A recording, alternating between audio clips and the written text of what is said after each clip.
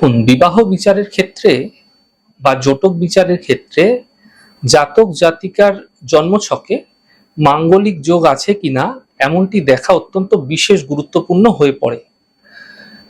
দেখুন, অনেক সময় অনেক ক্ষেত্রেই দেখা যায় কোনো একজন পাত্র অথবা কোনো একজন পাত্রী জাতক জাতিকা তারা কেউই মাঙ্গলিক নয়, অর্থাৎ D1 চার্ট বা জন্ম পত্রিকায় তারা কেউই মাঙ্গলিক নয়, কিন্তু তাদের নবমাংশ ছক অর্থাৎ D9 ছক যখন অ্যানালিসিস করা যাবে তখন দেখা যাবে তাদের মধ্যে হয়তো কেউ না কেউ মাঙ্গলিক হয়ে যেতে পারে। যদি D1 চার্টে মাঙ্গলিক না থাকে এবং D9 চার্টে মাঙ্গলিক থাকে, এমন ক্ষেত্রে কিন্তু মাঙ্গলিকের সেই দুষ্প্রভাব তার বৈবাহিক জীবনে পড়তে দেখা যেতে পারে। যদি কোনো একজনেরও মঙ্গলের অশুভ প্রভাব থাকে তাহলে সেই প্রভাব তার বৈবাহিক জীবনকে ডিস্টার্ব অবশ্যই করবে। দেখা যাচ্ছে নবমাংশ ছকেও দুজনের ক্ষেত্রে মাঙ্গলিক নেই, এমন ক্ষেত্রে উপপদ লগ্ন বের করতে হয়। উপপদ লগ্ন সাপেক্ষে যদি মঙ্গল অর্থাৎ মাঙ্গলিক যোগ তৈরি হচ্ছে, মাঙ্গলিক দোষ তৈরি হচ্ছে, এমন ক্ষেত্রেও কিন্তু সেই জাতক জাতিকার জীবনে মঙ্গলের অশুভ প্রভাব নিশ্চিতভাবে পড়তে দেখা যেতে পারে।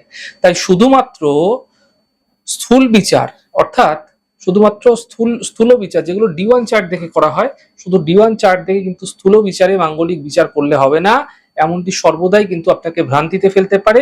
তাই যখনই আপনারা মাঙ্গলিক দেখছেন সর্বদা D1, D9 এবং উপপদ লগ্ন থেকে মাঙ্গলিক দেখুন, তা আপনাদের ক্ষেত্রে নিশ্চিতভাবে আপনাকে দেখাবে আপনার বৈবাহিক জীবনে কোনো সমস্যা মঙ্গল দেবে কি দেবে না।